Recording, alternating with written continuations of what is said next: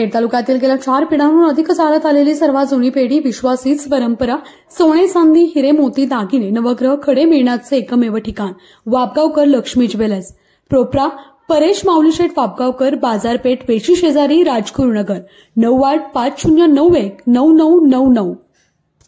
खेड तालुक्यातील अनेक भ्रष्टाचाराची प्रकरणे आम्ही फोकस महाराष्ट्रद्वारे उघडकीस आणतोय आणि आणत राहणार. विषय असा आहे, आज एक विषय माझ्या समोर आला. गेले 4 दिवस सुकाळे मला कॉल करत होते. दोंदे येथील सुकाळे परिवार आहे. त्यांचा आरोप असा आहे की सुकाळे परिवाराची वडिलोपार्जित 13 गुंठे जागा जिल्हा परिषद पुणे आणि ग्रामपंचायत दोंदे यांनी गेली अनेक वर्षापासून स्वतःच्या ताब्यात ठेवलेली आहे. आता जेव्हा सुकाळे परिवार ही जागा त्यांची जी आहे ती मागण्याचा प्रयत्न करतोय, तेव्हा मात्र त्यांच्या विनंतीला केराच्या टोपलीचा मार्ग दाखवला गेलेला आहे. आपण सुकाळेंकडे जाणून घेऊ. दादा, तुमचं नाव सांगा. तुम्ही गेले 4 दिवस मला कॉल करताय, बोलवताय. आज मला वेळ मिळाला, मी आलो. काय नेमका विषय? माझं नाव शिवकुमार दामोदर सुकाळे. आमची जागा दोंदे येथे साधारणतः 13 गुंठे मोकळी जागा आणि 15 गुंठे अंदाजे वाडा असेल. 474 गट नंबर जो भूमी अभिलेखचा आहे ती 13 गुंठे जागा आहे आणि इतर जे एकत्रित गट नंबर आहे तो वाडा आहे. यामध्ये काय झालं की पूर्वी आमची जी जागा आहे ती वाडा जमीन म्हणून जागा होती. तिथं गुरे किंवा इतर वापरासाठी ती वाड्यासाठी जागा होती. परंतु काही दिवसानंतर काय झालं की काही लोक गरिबीमुळं पोट भरण्यासाठी वगैरे मुंबई पुणे येथे कामधंद्यासाठी गेले. काही लोक शेतावर स्थायिक झाले. त्यामुळं काय झालं की गुराढोरांचा वावर तिथला संपला आणि काही लोक गावात स्थायिक राहिले, काही बाहेर राहिले. त्याच्यामुळे ती जागा मोकळी पडली. तर त्यावर गावाला शाळा बांधायची होती. ते मोकळी जागा असल्यामुळं गावकऱ्यांनी त्या जागेवर शाळा बांधली. सामाजिक काम आणि आपल्या गावची मुलं शिकतायत म्हणून साधारणतः 60/33 एवढं बांधकाम गावकऱ्यांनी तिथे केलं. 60/33 म्हणजे नेमकं किती गुंठ्यात? 60/33 म्हणजे साधारणतः 1.25 गुंठे आणि 4 खोल्या होत्या त्या जागेमध्ये. तर त्यासाठी आम्ही अजिबात विरोध केला नाही आणि आत्तापर्यंत सुकाळे मंडळी आणि शाळेतील मुलं गुण्यागोविंदाने तिथे वागत होती आणि कितीतरी मुलं त्या शाळेतून शिकून गेलेली आहेत. काही लोक IAS ऑफिसर आहेत, काही मोठ्या हुद्द्यावर लोक आहेत. पण सुकाळे मंडळी तिथं वावरत होती. आमची ओटे अंगण त्या ठिकाणी. ज्या शाळेत अनेक विद्यार्थी घडले, दरवर्षी घडतात, अनेक विद्यार्थी IAS आहेत. दोंद्याचं नाव खेड तालुक्यात फार मोठं आहे. अनेक विद्यार्थी मंत्रालयात सुद्धा आहेत किंवा वेगवेगळ्या ठिकाणी मोठ्या मोठ्या पदांवर आहेत. विद्यार्थी ते ज्या शाळेत शिकले ती जागाच मुळात चोरीची आहे. एक अतिशय महाराष्ट्रात फार कमी प्रकार असे घडतात. सुकाळींच्या वाट्याला असा प्रकार आलेला आहे. मला एक सांगा, मुद्द्यावर येतो. 60/33 या जागेची ती संपूर्ण तुमच्या 13 गुंठ्याची कागदपत्र माझ्याकडे आहेत. सर्वात प्रथम एक प्रश्न मी तुम्हाला विचारतो. तुम्ही जेव्हा ही जागा मागितली तेव्हा तुमच्याकडनं काय उत्तर सरकारकडनं आलं? मुळातच ज्यावेळेस आम्ही त्यांना बांधकाम करताना अडवलं, जी जुनी शाळा होती ती पाडली आणि पाडल्यानंतर वाढीव बांधकाम तिथं करायचा यांचा मानस होता. त्यांनी आखणी आमच्या वाड्याला लागूनपर्यंत केली आणि JCPने आमची ओटे अंगण वगैरे सगळं पाडून टाकलं. त्यावेळेस आम्ही विचारणा करायला गेलो त्यांना, तर त्यांनी काय सांगितलं की ही जागा जी आहे जिल्हा परिषदकडे वर्ग करण्यात आलेली आहे. त्याच्यामुळे ही जागा आता जिल्हा परिषदची आणि कायदेशीर आमच्या एवढे वर्ष आमच्या ताब्यात आहे. त्याच्यामुळं कायद्याने ही जागा आमची असल्यामुळं इथं तुम्ही हरकत करू शकत. हे कोणी सांगितलं?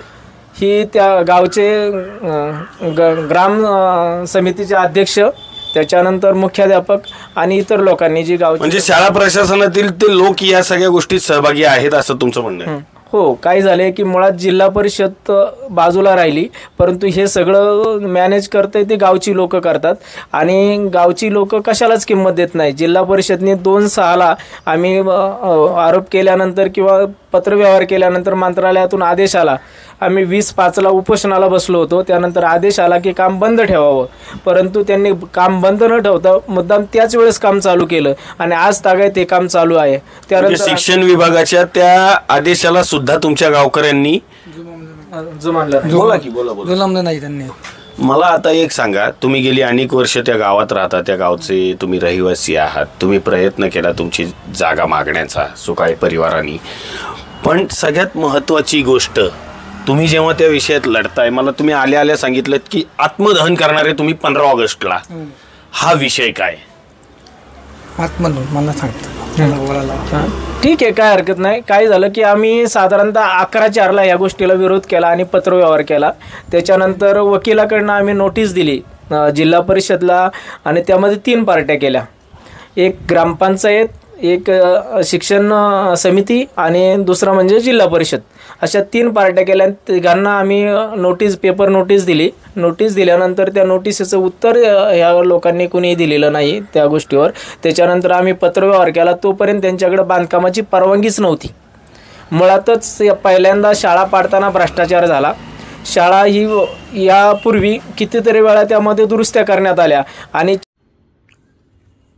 खेड तालुक्याच्या सर्व नागरिकांना केएसबी कन्स्ट्रक्शन्स म्हणजे कॉन्ट्रॅक्टर किशोर संपत बालखरे यांच्याकडून भारतीय स्वातंत्र्य दिनाच्या तसेच येणाऱ्या गणेश उत्सवाच्या मनपूर्वक शुभेच्छा. संपर्क 7020821419.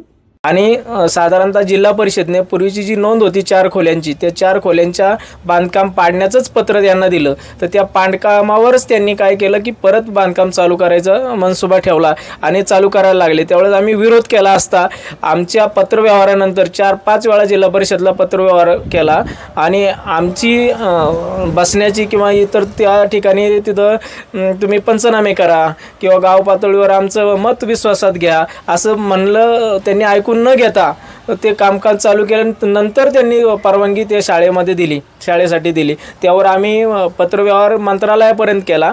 20/5 आम्ही उपोषणाला बसल्यानंतर मंत्रालयाने चौकशी आदेश दिले. गृह मंत्रालय त्यामध्ये महसूल आणि ग्रामविकास मंत्रालयाने दोघांनी चौकशीचे आदेश दिले आणि त्या आदेशावर शिक्षणाधिकाऱ्यांनी पत्र काढलं आणि चौकशी करून हे काम समाधान होईपर्यंत हे काम बंद ठेवावं म्हणून आदेश काढला. परंतु त्या आदेशापर्यंत त्या जागेवर खोदकाम केलेलं होतं आणि मुळातच जून महिन्यातच हे काम चालू केलं आणि आजपर्यंत ते काम थांबवलं नाही. त्यासाठी आम्ही 31/7 पुन्हा उपोषणाला बसलो आणि 4/8 पर्यंत आम्ही उपोषण करत होतो. त्यानंतर परत 2 वेळा चौकशीचे आदेश आले, परंतु अद्यापपर्यंत त्या आदेशावर कुठलीही कारवाई झालेली नाही. त्यासाठी आम्ही पहिल्यांदा आत्मदानाचा इशारा दिलेला होता, परंतु आमच्या अर्जाला केराची टोपली दाखवण्यात आली म्हणून आम्ही 15 ऑगस्टला आत्मदानाचा पुन्हा इशारा दिलेला आहे. आणि आम्ही साधारणतः 13 तारखेला आमचा शाळेला विरोध नाही म्हणून लहान मुलांना आम्ही खाऊ वाटप करणार आहोत. 14 तारखेला हुतात्मा राजगुरू जे आपली जन्मभूमी आहे त्या जन्मभूमीतले हुतात्मा राजगुरू यांचे स्मरण करून आणि त्यांच्याकडनं प्रेरणा घेऊन हे कार्याला सुरुवात करायची म्हणून आम्ही 14 ऑगस्टला त्यांच्या पुतळ्यांना स्मृतीस अभिवादन करून त्यानंतर आम्ही काही प्रमाणात पायी चालून आझाद मैदानाकडे कूच करणार आहोत. आणि त्यानंतर आम्ही 15 ऑगस्टला आझाद मैदान किंवा ठराविक 2-3 ठिकाणं आम्ही ठरवणार आहेत. त्यानुसार आम्ही तिथं ज्या ठिकाणी आम्हाला शक्य होईल त्या ठिकाणी आम्ही आत्मदहन करणार आहोत.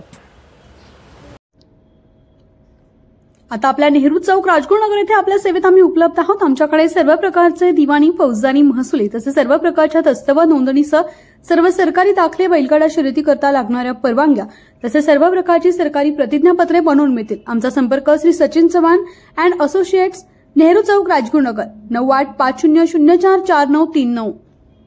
बोलता लक्षात आलं की आधीची 2 गुंठे म्हणजे 60/33 जवळपास 1.5-2 गुंठे, त्यालाच जोडून असलेली 11 गुंठे आणि त्याला सुद्धा जोडून असलेली 15 गुंठे, एकूण भ्रष्टाचार आहे 28 गुंठ्याचा.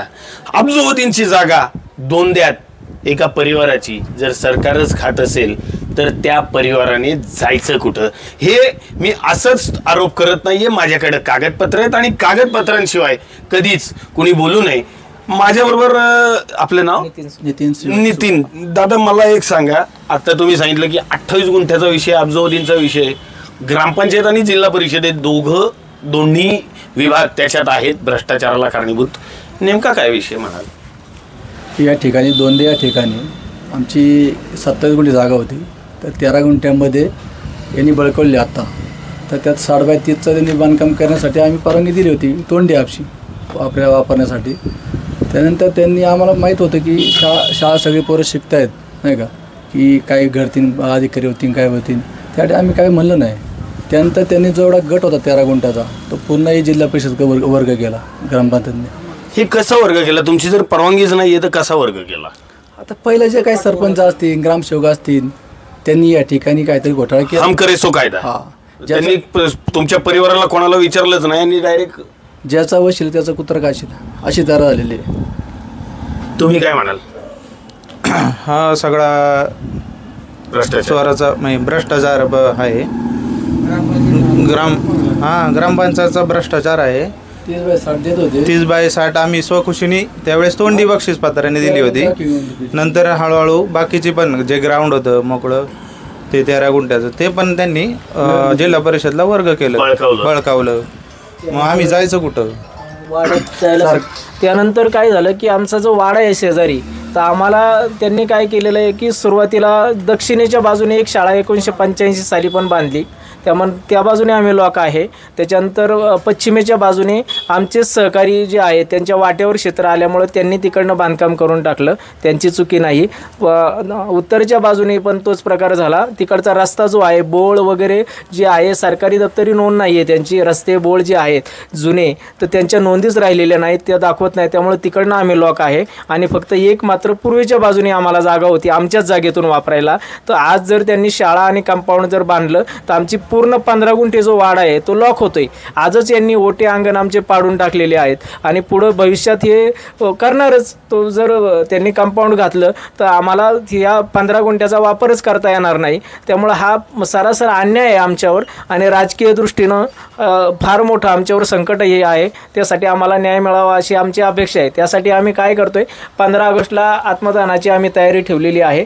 जर शासनाला अजूनही जर जाग आली तर शासनाने आमच्याशी चर्चा करावी, आमचे प्रश्न मार्गी लावावे किंवा नवे तर त्यांनी सत्यता पडताळून पाहावी. आजपर्यंत काय झाले की आमची सत्यता काय आहे, आम्ही इतका पत्रव्यवहार केला, सगळ्यांशी भेटतोय, परंतु आमची सत्यता जाणून घेतली नाही.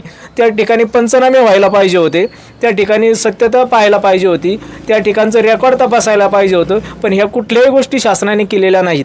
ह्या जर शासनाने गोष्टी केल्या, आमच्याशी चर्चा केली आणि सत्यता पडताळणी जर केली तर आम्ही नक्कीच आमचं आत्मदहन मागे घेऊ. परंतु जर ह्या गोष्टी जर शासनाने केल्या नाही तर आम्हाला आत्मदहनाशिवाय पर्याय राहिलेला नाही. आधी 2 गुंठे, मग 11 गुंठे, अशी एकूण 13 गुंठे आणि हे सगळं झाल्यानंतर 13 + 15 अशी एकूण 28 गुंठे अब्जावधींची जमीन सरकार म्हणजेच ग्रामपंचायत आणि जिल्हा परिषद हडप करू पाहतंय आणि हा सुकाळे परिवार स्वतःच्या हक्कासाठी झगडतोय. कदाचित येणाऱ्या काळात सरकार त्यांची मागणी ऐकून त्यांना त्यांची जमीन परत दिलंही, मात्र त्याच्यासाठी कोणाचा जीव जाता कामा नये किंवा 15 ऑगस्टला सुकाळे परिवाराच्या वतीने कोणीतरी आत्मदहन करण्याचा प्रयत्न करू नये, हीच एक इच्छा. कॅमेरामन वैभव वाघमारेसह सिद्धेश कर्नावट, फोकस महाराष्ट्र, राजगुरुनगर. आता आपल्या सर्वांच्या आवडत्या नवरंग कलेक्शन अँड टेलर्समध्ये खास 15 ऑगस्ट, गणपती, नवरात्री, दसरा व दिवाळीसाठी उपलब्ध आहेत खास ऑफर्स. 5,000 मध्ये कोणतेही 10 शर्ट, 4,500 मध्ये कोणत्याही 5 पॅन्ट, 15,000 मध्ये तब्बल 10 लिनन शर्ट.